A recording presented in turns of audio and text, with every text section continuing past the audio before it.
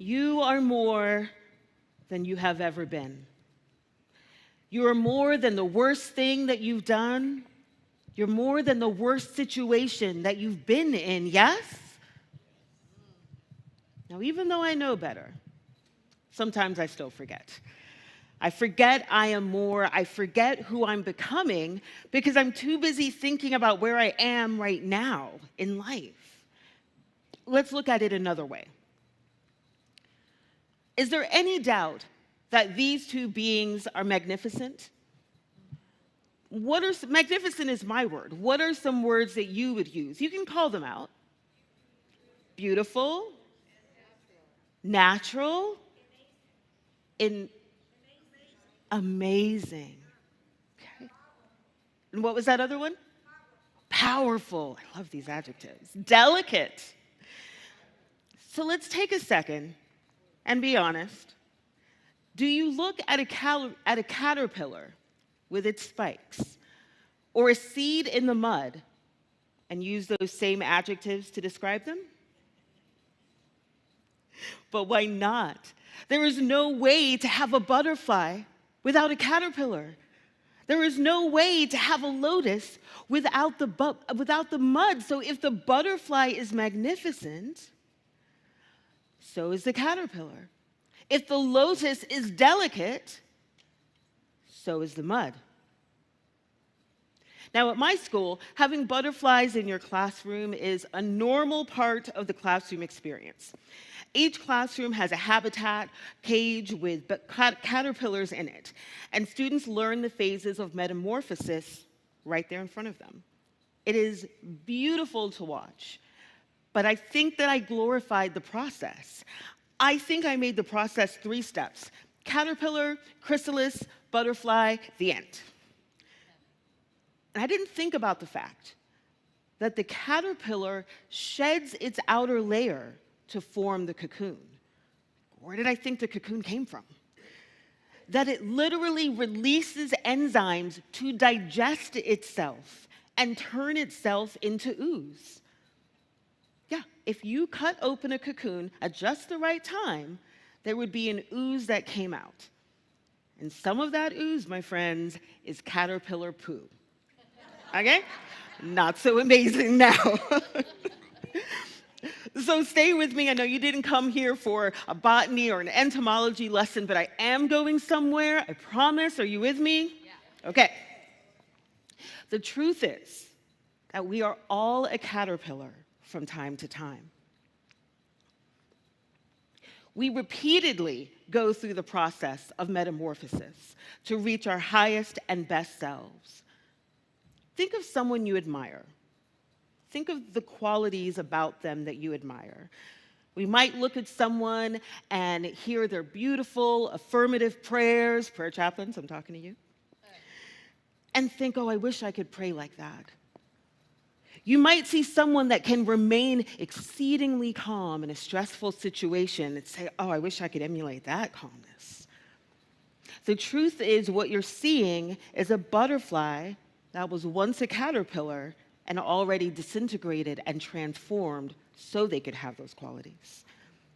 Not a baby larva that was hatched with those qualities already. So when we admire those qualities in someone else, we also have to admire the caterpillar that they were, the cocoon that they were in to get there. And if you want these qualities, which you already possess on some level if you're able to identify them, then you're also asking for everything that comes with it, the disintegration and the transformation. And when you're in that painful process of transformation, because really, caterpillar to ooze, there's some pain in there. There's some discomfort. It can feel so confining in your cocoon. There is noise coming at you from all directions. There's a world throwing noise at you that doesn't even know that you're in a cocoon. But what they really don't know is that noise that they're throwing at you is helping you with your transformation. The voices and the actions can feel like fists beating you down, and you don't know that there's a butterfly on the other side of the situation because your impact is just to survive in the phase that you're in. You can't even imagine the butterfly you're about to become. So I'll make it a little bit more personal. So my dad is in assisted living, and I am his caretaker and his guardian. I oversee his finances and all of those things. And throughout that process, and to this day, there has been noise coming at me from different states, from different continents, with the most hurtful words and actions you can imagine. Why did you do this? You're going to regret this. You're going to hell. You just want his money. Just constant barrage of painful words and actions. Contesting the guardianship, it has been a journey. And when I felt like I was taking a right hook and a left hook and a punch to the gut, it just made me feel so small. I just came within myself. I just wanted the noise to stop. And when I got to the point that it was so painful, I had no words and no responses left. I became as silent as that caterpillar. And I let the cocoon do its job to protect me. See, a cocoon in real life hardens as the process continues to protect the caterpillar. So I let the divine do their job and protect me. And in that silence, I found transformation. In that silence, I remembered who I am.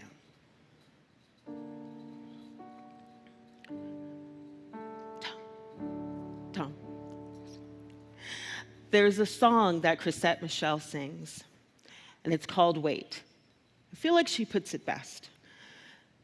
She says, God, if I wait, can you promise me your word won't be late? I'm standing here waiting by faith. I'm trying not to pick up the pace. The world moves way too fast these days. Am I missing out on life and on time? I know I won't be able to rewind, but I know your time's not mine. I know there's some duality in the way that Chrisette sings that song, but sometimes we still have a different clock than the divine. We know at Unity that the divine resides within us, works through us, and as us, but still, as human beings, we tend to look at time as seconds on a clock. We tend to look at time as days and weeks and months on a calendar, and that is just not the timing of the divine. So when she says, I know your time's not mine, there's a lot of truth in that while we wait. As I found myself waiting, as I found myself transforming, I thought about the fourth unity principle, prayer and meditation. I wasn't asking for God to stop the noise, to stop the fist, but I was trying to figure out my own thoughts, align my thoughts and intention with divine thoughts, intention, and wisdom. I needed that silence to do that. I needed the protection of the cocoon and just to lean into that. Transformation can happen in silence. It often does. One of my favorite teachers, who I love to quote, Maya Angelou, she says, when you learn, teach. And I like to say, when you're learning, listen. When you're learning, listen. And as you're looking at that screen, you might notice that silent and listen have the same letters, just arranged in a different order. We need that silence to truly listen, that discipline to truly hear the divine speaking through us and as us. So we're going to take a moment to practice that. And Tara is going to sing us into silence as we listen.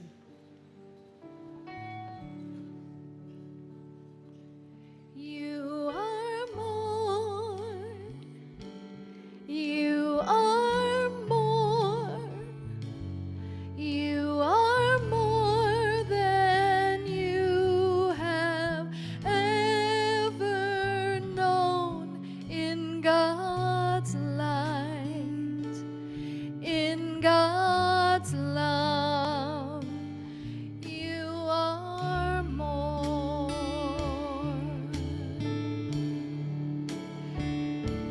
You are more. You are more. You are more than you have ever known.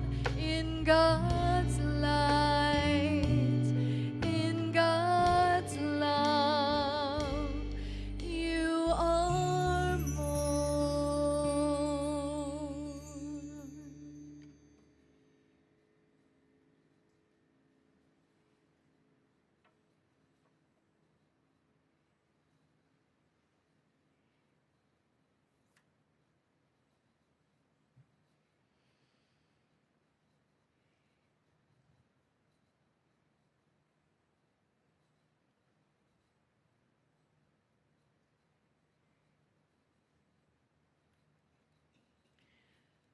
You are more than disintegrated cells. You are more than ooze that no one can see. You are transforming. Let's shift gears for a moment. If you told me that you were stuck in the mud and I said, good, you might think I didn't hear you properly. Students at my school are encouraged to splash in mud puddles, but my response would be good because the mud is something we all need. The mud is the test and testimony. The mud can help bring awareness and wisdom. The mud is what brings us to Lotus.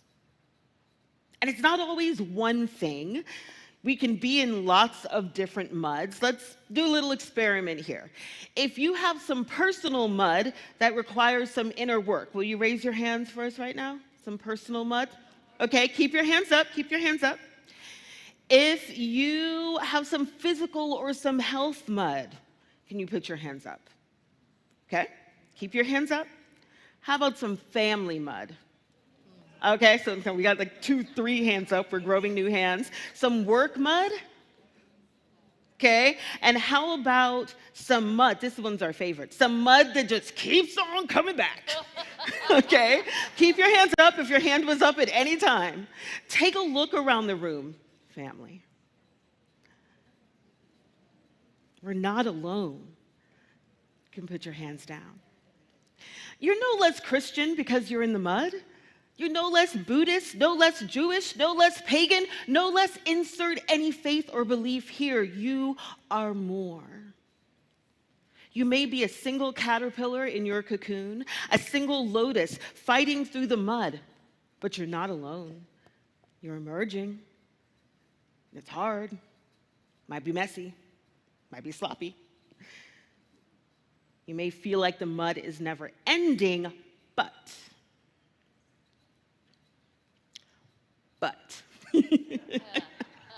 this is on the other side.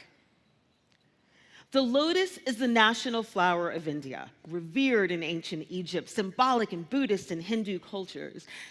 Is it any wonder that one of the most influential and respected sutras, or scriptures, in the Buddhist culture is the Lotus Sutra? It teaches that ordinary people, you and me, that we possess the Buddha nature, described as limitless courage, wisdom, and compassion.